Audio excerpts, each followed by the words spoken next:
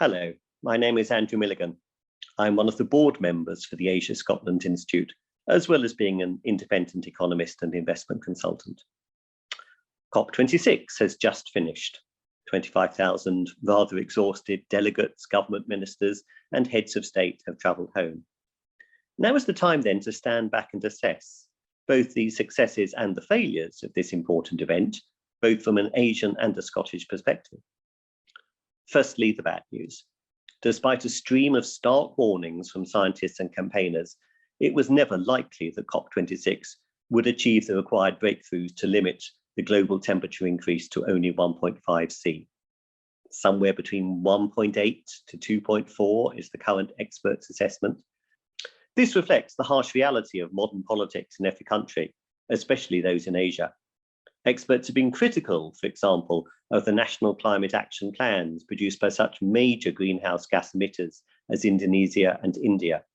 Australia and Saudi Arabia did indeed make net zero pledges, but they do not plan to wind down fossil fuel output soon. Most important by far was President Xi's decision to attend the 6th plenum of China's Central Committee rather than visit Glasgow. After all, China does contribute over 1/4 of all global emissions. Although it does intend to achieve peak carbon emission by 2030, planned carbon neutrality before 2060 would be even 2 decades behind most other countries. In a telling phrase, it said, "Food and energy security must come first." Much for many governments to do then next year at COP27. I would argue, though, that considerable progress was made elsewhere, including areas where Asian and UK companies and activist investors can make a difference. Alongside the main communiqué, groups of nations did reach agreement on various important areas. A prime example was the formal launch of the Global Methane Pledge.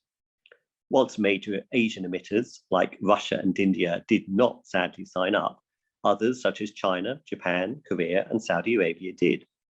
Other examples: more than 40 countries have made a pledge to shift away from their dependence on coal, including such major users as Vietnam. More than 100 leaders, including Indonesia, included a landmark pledge to end deforestation in their agreements. Although politicians are finding it hard to square the circle of public commitment and practical details, in my view, the best news around COP26 came from the corporates, the business sector. Day after day saw an announcement from a company or an industry about their climate change targets. As one example, 10 global agri-businesses, including such Asian names as COFCO, Golden Agri Resources and Olam, made a shared commitment to halting forest loss associated with agricultural production and trade. 6 major automakers, including Tata and BYD, have committed to phasing out the production of fossil fuel vehicles around the world. Of course, some of this is a public relations game. After all, what board could not produce such a statement at this time? Nevertheless, activist shareholders in Asia and Scotland can seize these opportunities. They can hold boards to account through corporate engagement, through naming and shaming, potentially high-profile divesting. Another route would be spurring on the audit committee to assess environmental risks when preparing annual reports and accounts. In turn, all this will provide investors with much needed hard data, which in turn can help them allocate capital away from destructive and towards sustainable operations. Measuring the total carbon footprint of a portfolio, or estimating the painful losses from stranded assets, not just in fossil fuels, but other sectors as well, these are very useful tools for investors to consider. In a competitive world, the winners and losers in this race will soon become apparent. Activist investors should ask Asian companies hard questions. Are industrials using sensible future carbon pricing scenarios? How robust is the business model to the strains and stress of climate change and biodiversity challenge?